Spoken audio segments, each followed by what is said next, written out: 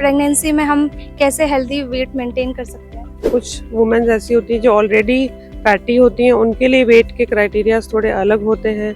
उसमें होता है कि अगर ओवर वेट है, जैसे कि आजकल थोड़ा सा पीसीओडी की प्रॉब्लम्स वाली बच्चे हैं या लेडीज़ हैं, वो कंसीव करती हैं और ऑलरेडी वेट गेन है उनका, तो उनको हम वज़न जो होता है 7 से 8 किलो बोलते हैं। प्रेगनेंसी कॉम्प्लिकेशन के क्या साइन और सिम्टम्स हो सकते हैं और हम मतलब वुमेन को कब उसकी मेडिकल ट्रीटमेंट लेनी चाहिए? ये बहुत ही इम्पोर्टेंट क्वेश्चन है कि प्रेग्नेंट लेडीज़ को पता रहना चाहिए कि हम बिल्कुल सही दिशा में जा रहे हैं। बीमारियां जो होती हैं बढ़ के और कॉम्प्लिकेशंस का रूप ले सकती हैं।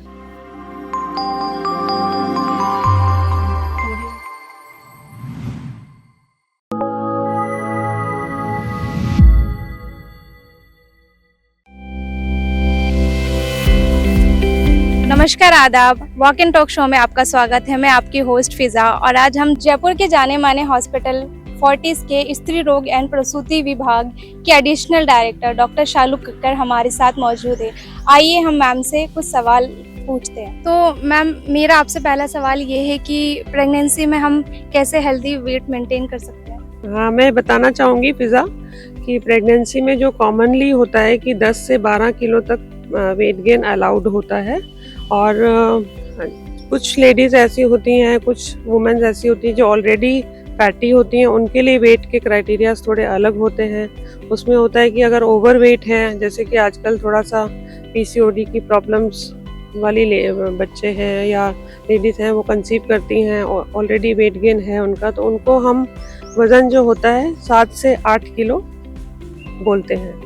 एक्सेस वेट गेन उनका नहीं होना चाहिए प्रेगनेंसी में, क्योंकि वेट रिलेटेड जो इश्यूज होते हैं प्रेगनेंसी में वो भी काफ़ी प्रॉब्लम करते हैं। आगे डिलीवरी में दिक्कत आती है, ब्लड प्रेशर बढ़ सकता है और पाचन संबंधी समस्याएं उनको आती हैं। तो वेट को कंट्रोल करने के लिए सबसे पहले तो होता है कि healthy nutritious diet during pregnancy लेनी चाहिए। एक्स्ट्रा जो फास्ट फूड्स हैं, फैटी फूड्स हैं, कोल्ड ड्रिंक्स हैं और पराठा, घी वाली चीज़ें, शुगर वाली चीज़ें, ये सब हम अवॉइड करें। और अगर ऑलरेडी किसी की हिस्ट्री है कि प्रेगनेंसी में मतलब फैमिली में उनको डायबिटीज़ है या ऑलरेडी ओबीज हैं, तो ये बिल्कुल ही मतलब बिल्कुल डाइटिशियन की सलाह लेते हुए थ्रू आउट द प्रेगनेंसी हम ध्यान रखने को बोलते हैं। प्रेगनेंसी कॉम्प्लिकेशन के क्या साइन और सिम्टम्स हो सकते हैं और हम मतलब वुमेन को कब उसकी मेडिकल ट्रीटमेंट लेनी चाहिए? थैंक यू फिजा। ये बहुत ही इम्पोर्टेंट क्वेश्चन है कि प्रेग्नेंट लेडीज़ को पता रहना चाहिए कि हम बिल्कुल सही दिशा में जा रहे हैं या वो हमें कोई दिक्कत आ रही है। तो उसके लिए through out the pregnancy 9 month के सफ़र में हर महीने उनको इनिशियल के जो 6 मंथ 7 मंथ तक हर महीने उनको दिखाना होता है डॉक्टर को, जिसमें कि अपनी कोई चीज़ ऐसी कॉम्प्लिकेशंस हो रहे हैं तो उसको हम लुकआउट कर सकते हैं। इसको एंटीनेटल चेकअप बोलते हैं। एंटीनेटल चेकअप के दौरान हम देख सकते हैं कि पेशेंट का वज़न बहुत ज़्यादा तो नहीं बढ़ रहा, या पेशेंट के अंदर खून की कमी तो नहीं आ रही ज़्यादा, या उसका ब्लड प्रेशर तो नहीं बढ़ रहा, या उसको शुगर तो नहीं डेवलप हो रही। ये चीज़ें जो होती हैं प्रेगनेंसी में बहुत इंपॉर्टेंट होती हैं। अगर उसको शुगर आ गया, बीपी आ गया या खून की कमी आ गई, तो किसी भी वक्त उसको प्रेगनेंसी में बीमारियां जो होती हैं बढ़ के और कॉम्प्लिकेशंस का रूप ले सकती हैं। कभी कभी पेन बहुत तेज होता है, पेशेंट इग्नोर करता रहता है, या उसको कोई थोड़ा सा भी ब्लड दिख जाता है, उसको वो इग्नोर करता है कि ऐसे ही आ गया होगा, या कोई पेशाब में दिक्कत आ रही है, बुखार आ रहा है, या उसका बीपी बहुत हेडेक हो रहा है और वो आते नहीं है दिखाने। तो ये चीज़ें इग्नोर नहीं करनी होती हैं। ऐसा कोई भी सिम्टम है, तुरंत आप बिना अपने रूटीन चेकअप के बीच में आके आप डॉक्टर से मिलिए, आप दिखाइए। किसी भी चीज़ को इग्नोर करने से वो चीज़ बढ़ सकती है और कभी कभी ब्लड प्रेशर इतना बढ़ जाता है कि मरीज को दौरे तक आ सकते हैं। शुगर इतना बढ़ जाता है कि अंदर बच्चे की सडन हार्ट बीट जा सकती है, या फिर मदर को खुद को नुकसान हो सकता है, आँखों में कोई प्रॉब्लम हो सकती है। तो इसलिए थ्रू आउट प्रेगनेंसी हमें दिखाते रहना चाहिए, मेडिकल चेकअप भी साथ साथ कराते रहना चाहिए। और कोई भी प्रेगनेंसी इन चीज़ों से एसोसिएटेड होती है तो उसको हम हाई रिस्क प्रेगनेंसी ग्रुप में डालते हैं। हम उस पर स्टार बना के रखते हैं कि इस प्रेगनेंसी का हमें स्पेशल ध्यान रखना है। या कोई बच्चा किसी का पहले ऑपरेशन से हुआ है तो भी थ्रू आउट प्रेगनेंसी हम पूरे पहले के जो टाँके होते हैं या उस एरिया में कोई भी तकलीफ होती है तो उसको जज करते रहते हैं, तो ये टाइम टू टाइम देखते रहना चाहिए। ब्रेस्ट फीडिंग के कितने फ़ायदे होते हैं और जो न्यू मदर होती है वो अब कुछ चैलेंजेस को कैसे ओवरकम कर सकती है? ब्रेस्ट फीडिंग का जो फ़ायदा ड्यूरिंग होता है डिलीवरी के बाद, वो मदर को एज वेल एज बेबी दोनों को ही रहता है। मदर जो होती है अपना इजीली वेट लॉस कर पाती है अगर वो फीड कर रही है, प्लस उसका जो बच्चेदानी है वो टाइम से अपनी सही शेप में आ पाता है, उसको ऑक्सीटोसिन रिलीज़ होता है तो वो यूट्रस को कॉन्ट्रैक्ट करता है, और प्लस अपना फीड देने से जो होता है मदर और फीटस बेबी की जो बॉन्डिंग होती है वो हो पाती है। और स्ट्रेस में कई बार मदर आ जाती है कि शायद मैं बेबी को पूरा मिल्क दे नहीं पा रही हूँ, वो मुझे कैसे पता चलेगा कि बेबी मिल्क ले रहा है या वो भूखा ही है।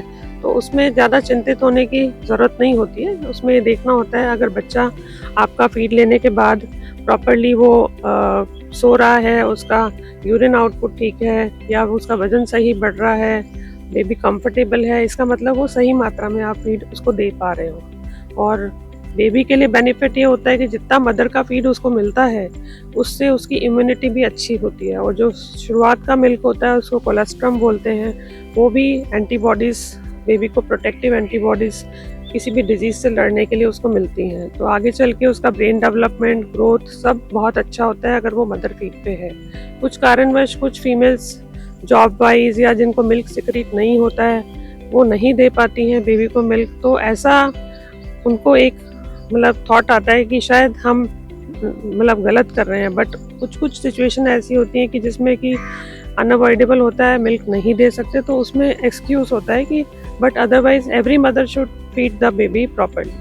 Last but not the least कि वुमेन जो प्रेगनेंसी के दौरान होती है वो अपने स्ट्रेस और एंजाइटी को कैसे डील कर सकती है? हाँ, ये बहुत ही इम्पोर्टेंट क्वेश्चन है और सभी को प्रेगनेंसी से रिलेटेड बहुत ज़्यादा एंग्जाइटी हो ही जाती है। कितना भी करें तो एकदम से स्ट्रेस होता है कि कैसे होगा, हम कैसे प्लान करें, कैसे आगे डिलीवरी होगी, so many questions comes to the mind. इसलिए एंग्जाइटी को दूर रखना भी बहुत ज़रूरी है, और उसको अपन थोड़ा सा जैसे होता है कि एक्सरसाइज के थ्रू या प्रॉपर अपनी नॉलेज के थ्रू दूर कर सकते हैं। और अपना हर किसी से अपनी प्रॉब्लम को नहीं शेयर करना चाहिए। So many people they have different views about their pregnancy and delivery, उसको लेके अपन अपने मन में एंग्जाइटी ना पालें। अपना जो भी चीज़ है वो आप अपने खुद तक रखें, डॉक्टर से डिस्कस करें जो समझ नहीं आ रहा, और बाकी अपनी फिटनेस पे शुरुआत से ही ध्यान रखें। Prior to pregnancy you try to be fit, do every investigation prior to pregnancy कि मैं कहीं कोई चीज़ लैकिंग है तो वो उसको पहले से करेक्ट कर लूँ। और ब्रीदिंग एक्सरसाइजेज, योगा, ये बहुत इम्पॉर्टेंट पार्ट है आपकी हेल्थ का ओवरऑल भी और ड्यूरिंग प्रेगनेंसी भी। तो प्रेगनेंसी में आपको अपनी जो भी योगा प्रैक्टिसेस हैं, थोड़ी थोड़ी ब्रीदिंग एक्सरसाइज, और with the guide of yoga teacher और न्यूट्रिशनिस्ट, डाइटिशियन और प्लस एक्सरसाइज पार्ट से आप ले सकते हैं। और कोई फिर भी एंग्जाइटी कुछ भी आती है तो mild anxiolytics with the advice of doctor वो हम दे पाते हैं, और मिलने से, बात करने से, अपनी प्रॉब्लम शेयर करने से आप काफ़ी हद तक एंग्जाइटी से निकल सकते हो। और डिलीवरी एक कोई ऐसा स्ट्रेस लेने वाली चीज़ नहीं है, it's just a physiological thing, it comes and अपने आप उसके वेज बने हुए हैं, कैसे डिलीवर होना है, कैसे ग्रोथ होनी है। बस आप थ्रू आउट दिखाते रहेंगे तो आप कभी भी एंग्जाइटी में नहीं आएंगे, उसको प्रॉपर चेकअप कराते रहिए।